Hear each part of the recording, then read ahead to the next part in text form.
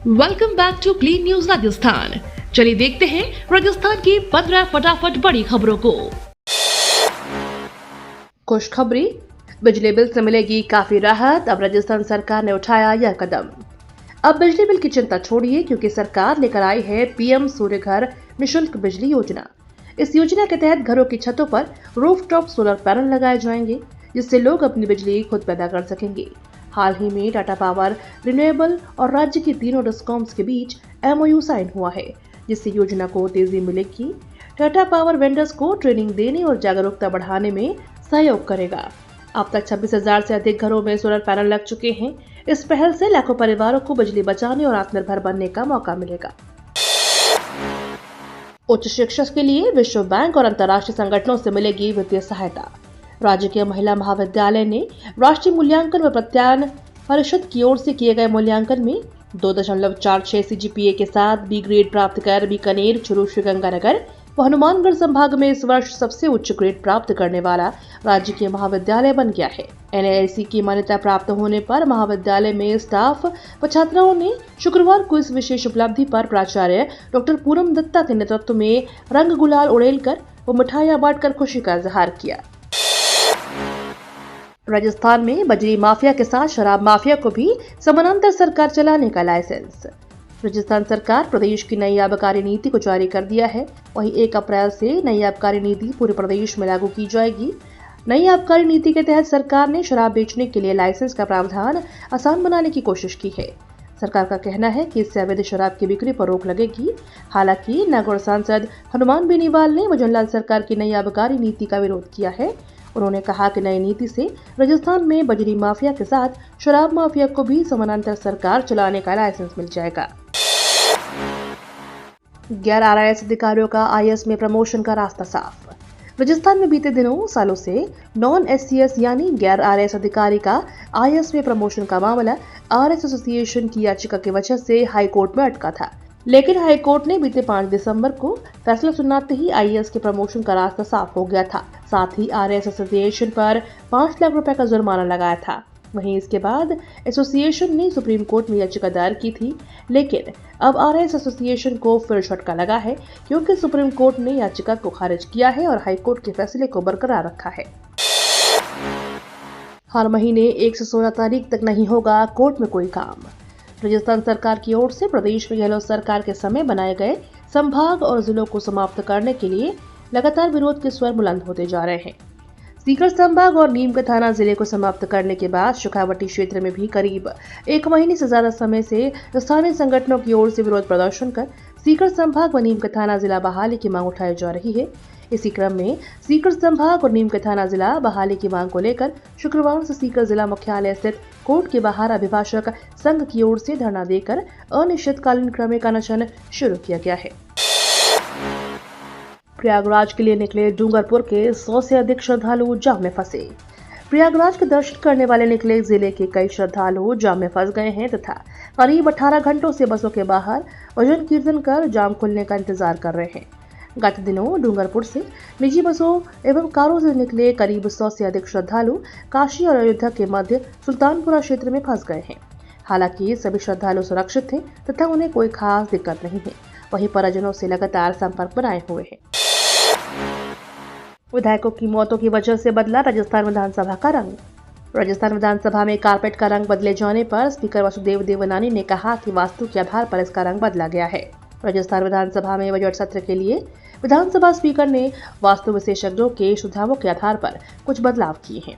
खासतौर पर विधानसभा में एंट्री के लिए अब पूर्वी द्वार और एग्जिट के लिए पश्चिमी द्वार तय किया गया है। विधानसभा के भीतर कलर बदलने से लेकर कुछ दूसरे प्रावधान भी किए गए हैं।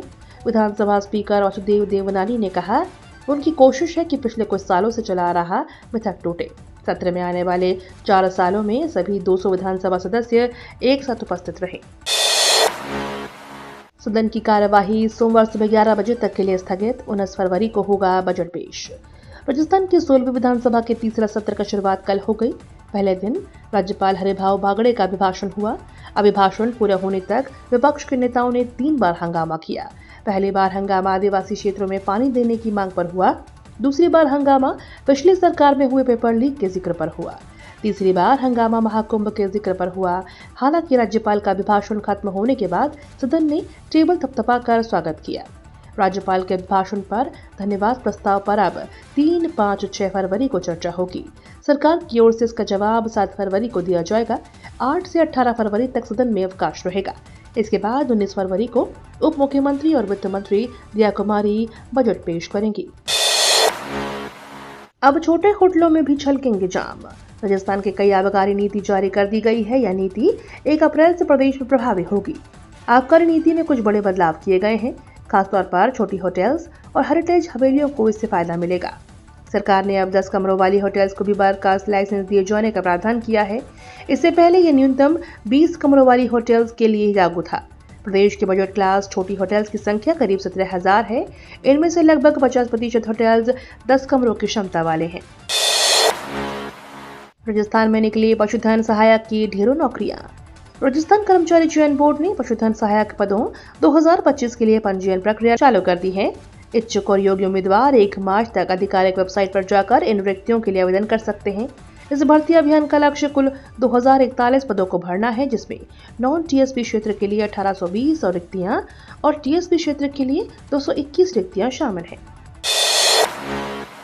पायलट बोले, जब से सरकार बनी किरोड़ी दुविधा में। कांग्रेस के राष्ट्रीय महासचिव और टोंक विधायक सचिन पायलट ने मंत्री किरोड़ी लाल मीणा के बहाने सरकार पर निशाना साधा है। विधानसभा में पत्रकारों से बातचीत में उन्होंने कहा वे किरोड़ी लाल के बारे में ज्यादा नहीं बोलना चाहते हैं। जब से सरकार बनी है वे दुविधा में है। पहले उन्होंने जो मेहनत की है उसके अनुरूप उन्हें मंत्रालय नहीं दिया गया। बाद में उन्होंने इस्तीफा दिया तो इस्तीफा न तो स्वीकार किया और न ही रिजेक्ट किया। उनके साथ जो हुआ है उसके बारे में तो वे ही बेहतर तरीके से बता सकते हैं। एसआई भर्ती परीक्षा का मामला हो या ईआरसीपी का मुद्दा हो, उन्होंने अपनी बात रखी, लेकिन उनकी बात नहीं सुनी गई। आम आदमी पार्टी को बड़ा झटका, एक साथ 7 विधायकों ने पार्टी से दिया इस्तीफा। दिल्ली में विधानसभा चुनाव से ठीक पहले आम आदमी पार्टी को बड़ा झटका लगा है। वोटिंग से 4 दिन पहले पार्टी के 7 विधायकों ने पार्टी से इस्तीफा दे दिया है। पार्टी ने इन 7 विधायकों का टिकट काट दिया था, जिसे लेकर इसमें नाराजगी थी। उन्होंने राष्ट्रीय संयोजक अरविंद केजरीवाल के नाम 2 पेज का पत्र लिखा है और उसमें इस्तीफा देने का कारण भी जिक्र किया है। नरेश यादव ने अरविंद केजरीवाल को लिखे पत्र में कहा, आम आदमी पार्टी का उदय भ्रष्टाचार के खिलाफ में अन्ना आंदोलन से भारतीय राजनीति से भ्रष्टाचार को मुक्त करने के लिए हुआ था, लेकिन अब आम आदमी पार्टी ही भ्रष्टाचार के दलदल में लिप्त हो चुकी है। निर्मला सीतारमण ने बजट को अंतिम रूप दिया। आज लगातार 8वीं बार पेश कर रचेंगे इतिहास। वित्त मंत्री निर्मला सीतारमण ने शुक्रवार को नरेंद्र मोदी सरकार के तीसरे कार्यकाल के पहले पूर्ण बजट को अंतिम रूप प्रदान किया। बजट को लेकर आशा है कि इनमें मध्यम वर्ग की टैक्स कटौती की उम्मीद और वृद्धि को बढ़ावा देने के लिए अर्थव्यवस्था की जरूरतों के बीच संतुलन स्थापित किया जाएगा। आपको बता दें, वित्त मंत्री निर्मला सीतारमण 1 फरवरी को लगातार 8वीं बार बजट पेश करेंगी। वहीं बजट के राजकोषीय रूप से विवेकपूर्ण होने के साथ साथ इसमें कमजोर पड़ती आर्थिक वृद्धि को सहारा देने के अलावा ऊंची कीमतों और स्थिर वेतन वृद्धि का सामना कर रहे मध्यम वर्ग पर बोझ कम करने के उपाय शामिल किए जाने की उम्मीद है। अमेरिका और चीन के बाद अब भारत भी बनाएगा एआई मॉडल, अश्विनी वैष्णव ने की घोषणा।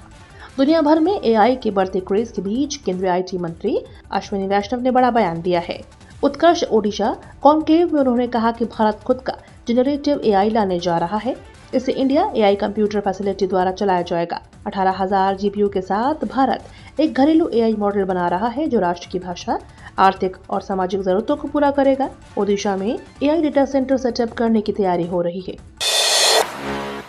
सीरीज जीतना चाहेगा भारत, इंग्लैंड की बराबरी पर नजर। भारत बनाम इंग्लैंड चौथा टी20 मैच पुणे के महाराज क्रिकेट एसोसिएशन स्टेडियम पर आज खेला जाना है। सूर्य कुमार यादव की कप्तानी में भारत अभी सीरीज 2-1 से आगे है। पुणे में भारतीय टीम की कोशिश चौथा टी20 मैच जीतकर सीरीज अपने नाम करने की होगी। वहीं इंग्लैंड चौथा टी20 मैच जीतकर सीरीज बराबर करना चाहेगा। ये तो थी राजस्थान की बड़ी खबरें। रोजाना सबसे पहले अपडेट पाने के लिए क्लीन न्यूज राजस्थान को अभी सब्सक्राइब करें।